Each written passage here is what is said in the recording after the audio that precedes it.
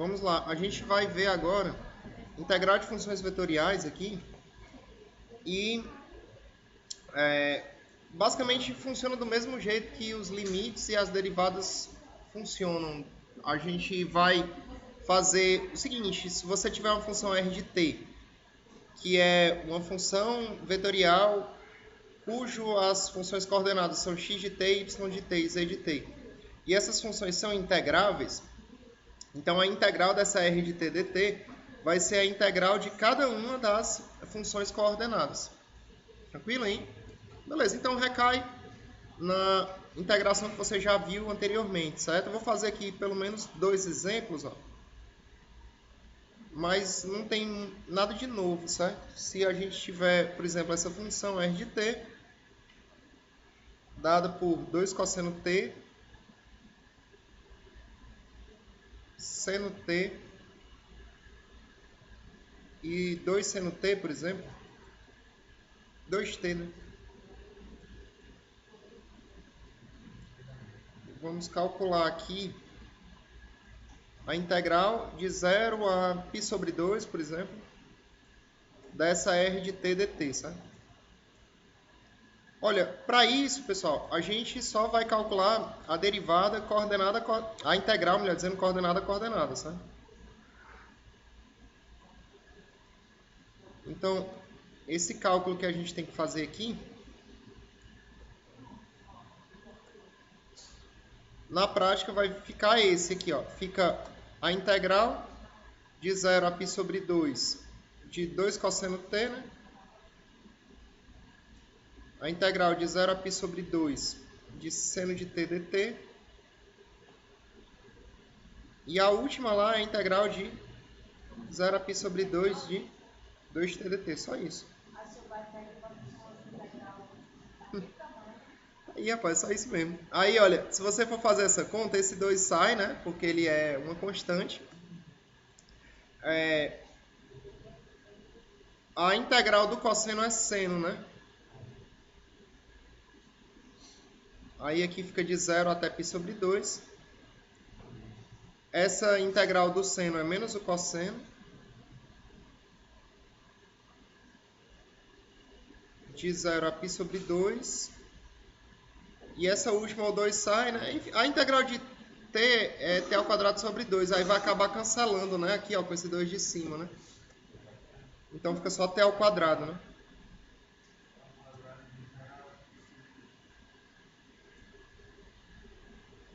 Aí no final das contas, pessoal, isso aqui vai ficar o seguinte, ó. Se você substituir o limite de integração de cima, que é π sobre 2, ou 90 graus, né? O seno do 90 graus é 1. Qualquer dúvida, só é colocar na calculadora. Você colocar a sua calculadora em radiano, bota seno de π sobre 2, vai aparecer 1 lá. Beleza? Enfim. Então, e o seno de 0 é 0. Então, vai ficar só 2 vezes 1, que é 2 aqui. Aqui, o cosseno do π sobre 2, que é o cosseno de 90, é 0. E o cosseno de 0 é 1. Aí tem um menos aqui na frente e tem um menos da fórmula. Então, vai ficar mais 1. Todo mundo entendeu o que eu disse? De novo. Se você fosse fazer... Eu vou escrever direitinho aqui, né? Se eu colocar o π sobre 2 aqui, ficaria menos 0, porque o cosseno do π sobre 2 é 0. Aí eu tenho menos da formulação do teorema fundamental do cálculo, e eu tenho esse outro menos aqui, ó. Beleza? Aí o cosseno de 0 é 1. Então, entenda que vai ficar 1 no final aqui, ó. Deu para entender direitinho, pessoal? E na última, tu vai ficar com π ao quadrado sobre 4, né? Aí quando substituir. Deu para entender de boa? Porque se eu substituir o π sobre 2 no lugar do t aqui, né? Aí fica π ao quadrado sobre 4. Deu para entender direito mesmo? Pronto, e acabou já. É isso aí. Pode falar.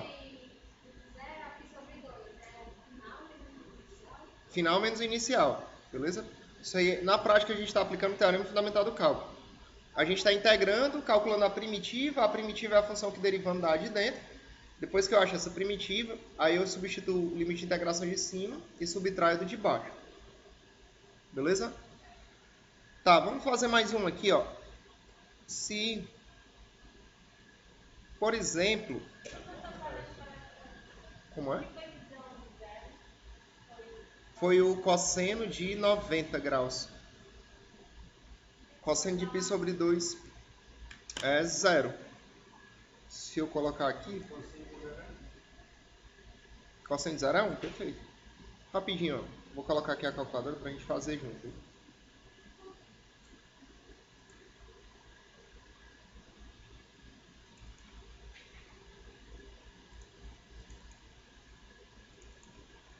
Vamos lá, estou só colocando aqui a calculadora para mostrar aí essas continhas feitas.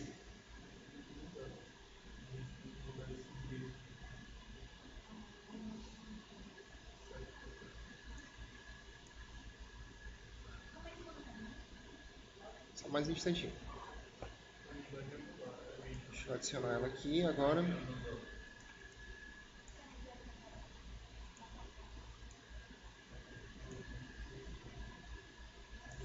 Beleza, perfeito. Vamos lá. Ó. Se você colocar aqui... Vamos ver porque que o cosseno de 90, por exemplo, é 0. O cosseno de π sobre 2 é 0. Para eu colocar a calculadora em radiano, nessa aqui, por exemplo, eu vou apertar Mode algumas vezes aqui. Na sua eu acho que deve ser 2 vezes na Cássio, né? Aí vai aparecer essa opção, ó, degrees, rad e grados. Aí você põe a segunda opção, que é radianos. Aí, se eu colocar aqui, por exemplo, o cosseno, abrir o parêntese, aí vou apertar Shift ESP para aparecer o π aqui, e dividir por 2, aí eu estou calculando o cosseno de 90 graus. Isso vai dar 0. Se eu puser o igual aqui, fica 0 mesmo. Todo mundo entendendo isso aí?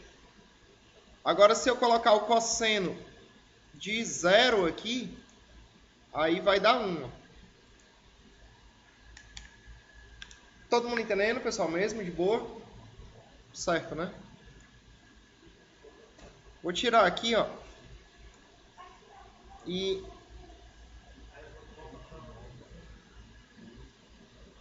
vou fazer outra aqui, sabe? Imagina que ele te deu agora, ó, um R' de T. E esse R' de T, por exemplo...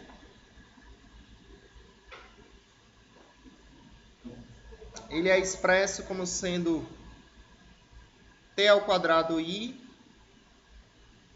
mais 4t ao cubo j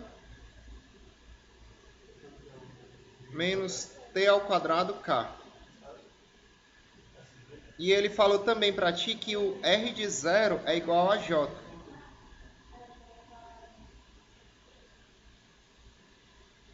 Aí ele pede para a gente determinar o R de T com essas informações aí, sabe? Tudo bem, olha. Todo mundo lembra que se você representa um vetor utilizando os versores I, J e K, na prática isso aí é a mesma coisa das coordenadas do próprio vetor, né? Beleza? Então, o que a gente tem aqui na prática, pessoal, é que esse R' de T aqui,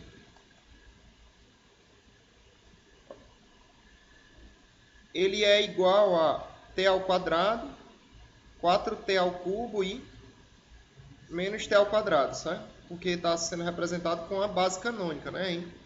Beleza. Se você tem que o R de 0 é J, então na prática o teu R de 0 é igual ao vetor de coordenadas 0, 1 e 0, né? Todo mundo entende, hein? O vetor J aqui é o vetor de coordenadas 0, 1 e 0.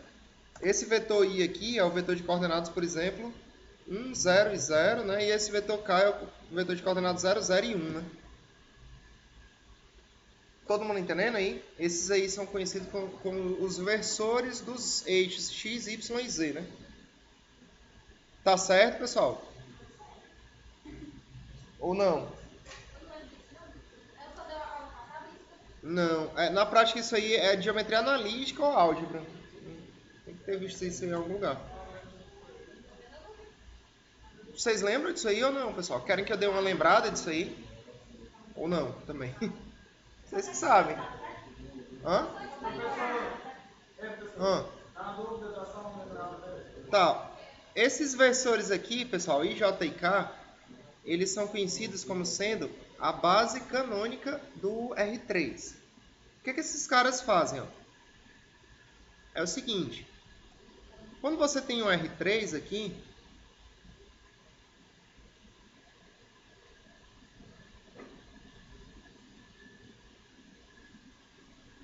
você tem o X, o Y e o J, ou X, o Y e o Z. Aí você tem uns vetores aqui que seguem os eixos. Ó. O vetor que segue o eixo X aqui, eu vou chamar ele de vetor I. Beleza, hein? Esse vetor I, que tem a direção do eixo X, ele tem coordenadas 1, 0 e 0. Nota, pessoal, que se eu fosse representar o ponto 1, 0 e 0, o ponto 1, 0 e 0 seria esse ponto aqui, né? Ó, que tem x igual a 1, y igual a 0 e z igual a 0, né? Aí, lembra daquela história que se um vetor parte da origem, as coordenadas do ponto final dele é igual às coordenadas do próprio vetor. Esse vetor aqui, eu estou escrevendo ele partindo da origem. Então, as coordenadas dele são exatamente essas. Beleza, hein? Se um vetor partir da origem... se tiver I no R3. Eu falo isso porque você pode ter I no R2. Aí, por exemplo, se for no R2, aí o teu vetor I aqui no R2, ele vai ter coordenadas 1 e 0, porque está no R2. Beleza? Mas ele sempre segue o eixo X. Beleza. Aí, só para continuar aqui, ó, tu vai ter o vetor J. Esse vetor J aqui, ele tem coordenadas 0, 1 e 0. E o teu vetor K, ele vai seguir o eixo Z, ó. Aí, esse cara vai ter coordenadas 0, 0 e 1. Beleza? Aí, o interessante é o seguinte, ó. Se você escreve qualquer vetor aqui do espaço, né? Se eu pegar aqui qualquer vetor, por exemplo, um vetor W aqui, aí vamos supor, por exemplo, pessoal, que esse W tenha coordenadas aqui iguais a 3, 4, vou colocar aqui para cima, e 5 aqui, certo? Olha, na prática, esse aqui é o meu vetor W. Como esse vetor W partir da origem, ele vai ser escrito como sendo iguais às coordenadas do ponto final dele, né? Ó, que é 3, 4 e 5. Beleza? Olha, feito isso aí,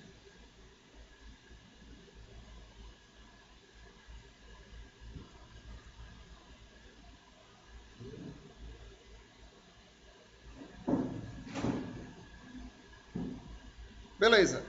Feito isso aí, eu quero que você perceba agora o seguinte. Ó. Se você pegar o vetor 1, 0, 0, pessoal, e multiplicar por 3, para ficar com o vetor 3i, né? Se eu ficasse com o vetor 3i, vocês concordam que o vetor 3i daria o vetor 3, 0 e 0? Aí, esse vetor 3i, ele seria exatamente, vou representar com essa cor aqui, ó. Esse vetor que parte lá da origem chega bem aqui, né? Ó. Tudo certo aí? Esse vetor aqui era o vetor 3i, ó. Beleza? Tudo bem. Se eu pegar aqui o vetor j agora e multiplicar o j por 4, o 4j ele vai dar igual ao vetor 0, 4 e 0, né? Beleza? E esse vetor 0, 4 e 0 vai ser esse vetor que parte da origem e chega bem aqui, né? Esse aqui é o vetor 4j. Tá certo, pessoal, isso aí? Beleza. Aí, olha, é outra coisa que vocês têm que lembrar agora que eu vou aplicar aqui. Se não lembrar, eu dou mais um detalhe. Quando você vai somar dois vetores que iniciam no mesmo ponto, o vetor soma é a diagonal do paralelogramo determinado por esses dois vetores. Então, por exemplo, se eu for somar esse vetor 3i mais 4j, o vetor soma desses dois caras é esse bem aqui, ó. Se você for pensar em termos físicos, é como se tivesse uma força puxando nessa direção em sentido, outra força puxando nessa direção em sentido, e a soma é a força resultante, ó, que vai atuar nessa direção em sentido que eu estou destacando aí. Isso, na diagonal do paralelogramo determinado pelos dois vetores. Isso acontece se os dois vetores partirem do mesmo ponto, que é o que está acontecendo. Foi, pessoal, isso aí? Então, esse vetor bem aqui, ó, ele vai ser o vetor 3i mais 4j. Todo mundo entendendo isso aí? Beleza. Aí, olha, se você pegar o vetor 5k, o vetor 5k vai dar que vetor na prática? Vai dar o vetor de coordenadas 0, 0 e 5. Então, o vetor 5k vai dar esse bem aqui, né? Ó. Todo mundo entendendo aí? Aí, esse vetor, já que ele é um vetor, eu posso iniciá-lo do ponto que eu bem entender que ele vai continuar sendo o mesmo vetor se eu não mudar o módulo de direção e sentido dele. Aí, eu vou iniciá-lo ele bem aqui, ó. Esse vetor bem aqui também é o 5k, né? Deu para entender, hein? Todo mundo entendendo, pessoal? Beleza? Aqui eu poderia usar o padrão de ponta cauda, mas já que eu comecei com um padrão de diagonal de paralelogramo, eu vou somar aqui mesmo. Deixa o 5k aí mesmo. Todo mundo entendeu que esse vetor bem aqui é o 5k, né? Certo, né? Aí se você pegar esse vetor 5k e somar com esse vetor aqui, dá para entender que o vetor resultante é o w, né? Beleza? Então, na prática, o teu w, ele é igual a o vetor 3i mais 4j somado com o vetor 5k. Então, nota que se eu pegar um vetor e representar como uma combinação linear desses vetores i, j e k, coincidentemente, as coordenadas desse vetor são iguais às constantes que você tem que multiplicar pelos vetores i, j e k para que esse w, de fato, fique escrito como sendo uma combinação linear desses três vetores. Então, resumindo a história, se você pegar um vetor que está escrito como uma combinação linear de i, j e k, isso aí é exatamente igual às coordenadas do próprio vetor. Deu certo agora? Se tiver... Não, em geral a gente padroniza com essas letras. Alguns livros, eles também podem usar E1, E2 e E3 para representar esse I, J e K. Não é tão comum não, mas existe. Então, se você vir isso em alguma bibliografia, isso aí significa exatamente esses versores que eu estou comentando aqui. Tudo bem, galera, aí, beleza? Pronto, aí vamos voltar agora para a nossa questão, né? Agora todo mundo entende, né? Isso aí. Você pegou um R', que estava escrito como sendo t ao quadrado i mais 4t ao cubo j menos t ao quadrado k. Então, ele pode ser reescrito dessa forma, né? E se o R0 é j, então o R0 na prática é o vetor 0, 1 e 0. Foi, galera, aí? Ele pediu para a gente calcular o R de t. Olha, na prática, pessoal, o R de t, ele vai ser igual... O meu R de t aqui, ele vai ser igual à integral da derivada do R' de t. Beleza? Isso seguindo o mesmo padrão lá que você já conhecia de função de R para R, certo? Beleza o que eu estou falando aí? Então, na prática, a gente vai integrar isso aqui, ó. Vou colocar isso aqui um pouquinho embaixo. Aí a integral de uma função coordenada de uma função vetorial, melhor dizendo, é a integral coordenada a coordenada. Então, isso aqui vai ficar igual a integral de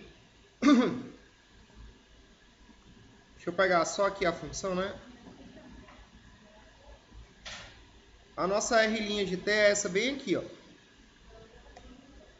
Então, a integral dela é a integral de t ao quadrado dt, integral de 4t ao cubo dt e a integral de menos t ao quadrado dt. Certo aí? Beleza. Aí, nota que agora a gente não tem limite de integração. Então, já que é uma integral indefinida, quando a gente fizer, a gente tem que colocar constante no final. Beleza? Então, a gente vai ter t ao cubo sobre 3, né? Mais uma constante que eu vou chamar de C1. Aqui vai ficar só t à quarta, né, pessoal? Porque aqui não vai ficar t à quarta sobre 4, né? Mais uma constante C2. E, por fim, aqui eu tenho menos t ao cubo sobre 3, mais uma constante C3. Certinho aí? Não, na prática não. É porque isso aqui é um vetor. É porque vai ficar t à quarta sobre 4. Aí cancela com esse 4 aqui, ó. Se você fosse representar esse vetor, esse aqui seria outro vetor, só com as constantes, ó. Perfeito, pessoal. Aí como é que a gente acha essas constantes? Se ele não tivesse dado condição nenhuma, fora o R de t, a gente deixaria o resultado desse jeito aí mesmo. Só que ele disse que o R de 0 é igual a 0, 1 e 0. Lembra que isso que a gente calculou aqui é justamente o R de t, né? Então, por um lado, ó, se eu calcular o R de 0 aqui em cima, eu vou ter que o R de 0 vai dar o quê? C1, C2 e C3, né? Porque eu vou substituir o t por 0 aqui, aqui e aqui. Aí 0, 0 e 0. Beleza? Então tá. Só que por outro lado, eu sei que o R de 0 também é 0, 1 e 0. Então significa que C1 é 0, C2 é 1 e C3 é 0, né? Beleza? Tá, então a nossa R de t aqui, que era o que a gente precisava calcular, ela vai ficar igual a... O C1 é 0, certo? Então eu vou apagar. C2 é 1 e o C3 é 0. Então essa aí é a nossa R de t. Deu para entender, galera? Hein?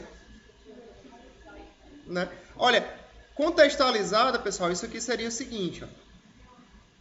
Aqui seria um vetor velocidade. Porque o R' de t representa o vetor velocidade de uma partícula, ou enfim, seja o que for que esteja se movendo no espaço. E o que você calculou aqui é, dada a velocidade, ele te deu uma condição aqui. Ó, ele te diz que no instante zero, essa partícula estava posicionada exatamente no final do vetor J. Aí ele te pediu para que você determinasse o R de t, que é a posição da partícula em qualquer instante. Aí essa R de t vai ser dada dessa maneira aqui. Ó. Beleza? Aí se você substituir qualquer instante t, você vai ter um vetor de 3 dimensões que vai dar a posição dessa partícula. Deu para entender direitinho? Beleza? Pode ser, né? Ou desse jeito direto, né?